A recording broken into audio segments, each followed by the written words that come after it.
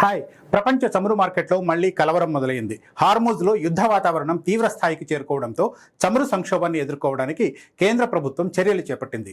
గతంలో ఎప్పుడూ లేని విధంగా ముడి చమురు కొనుగోలు ఫార్ములాను ఇండియా మార్చేసింది. యూరోపియన్ క్రూడ్ వాటాను రాత్రికి రాత్రే పెంచేసింది.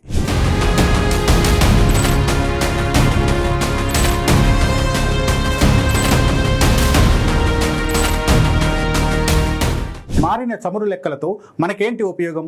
పెట్రోల్, డీజిల్ కోసం బంకుల ముందు క్యూ కట్టే పరిస్థితి మళ్లీ రాబోతోందా? భారత ముడి చమురు దిగుమతుల వ్యవహారంలో ఒక చారిత్రక మార్పు చోటు చేసుకుంది.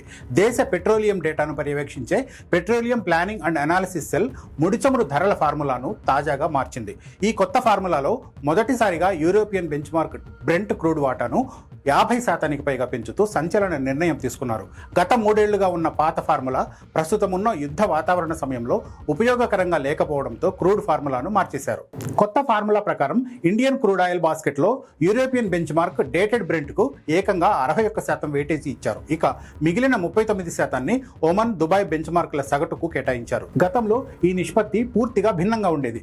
ఒమన్, దుబాయ్కి 79% వెయిటేజీ ఉండగా బ్రెంట్కు కేవలం 21% మాత్రమే ఉండేది. 2006కి ముందు మాత్రమే బ్రెంట్కు గరిష్టంగా 43% వెయిటేజీ ఉండగా ఇప్పుడు దాన్ని బ్రేక్ చేస్తూ రికార్డు స్థాయిలో పెంచారు. ఈ స్థాయిలో ఆకస్మిక మార్పునకు ప్రధాన కారణం పశ్చిమాసియాలో నెలకొన్న యుద్ధ వాతావరణమే. ముఖ్యంగా ఇరాన్ వాణిజ్య మార్గమైన హార్ముజ్ జలసంధిని దాదాపు మూసివేయడంతో పశ్చిమాసియా నుంచి దిగుమతులు గణనీయంగా పడిపోయాయి. ఫిబ్రవరిలో ఈ ప్రాంతం నుంచి రోజుకు 3 మిలియన్ బ్యారెళ్ల దిగుమతులు జరగగా మార్చి నాటికి అది రికార్డు స్థాయిలో 9,10,000 బ్యారెల్స్కు పడిపోయింది.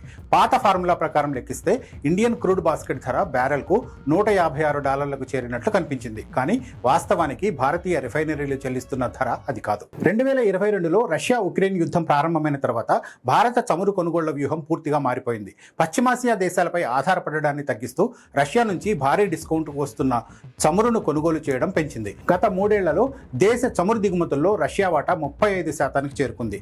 రష్యన్ ఆయిల్ ధరను నిర్ణయించేది కూడా బ్రెంట్ ఆధారంగానే. సాధారణంగా చమురు ధరల ఫార్ములాను ఒక ప్రత్యేక కమిటీ సమీక్షించి ఆర్థిక సంవత్సరానికి ఒకసారి మాత్రమే మార్చడం ఆనవాయితీగా వస్తోంది. కానీ తాజా భౌగోళిక రాజకీయ పరిస్థితులు, ఇరాన్ యుద్ధం తెచ్చిన ఒత్తిడి కారణంగా మధ్యలోనే ఈ నిష్పత్తిని అత్యవసరంగా మార్చాల్సి వచ్చింది.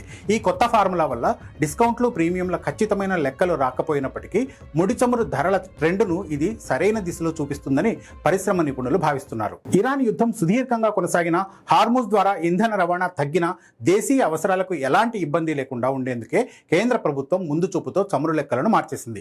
యుద్ధం కారణంగా చమురు విషయంలో ఒత్తిడి ఉన్నా అది జనజీవనాన్ని స్తంభింపజేసే స్థాయికి రాకుండా ఈ ఫార్ములా మార్పు ఉపయోగపడుతుంది.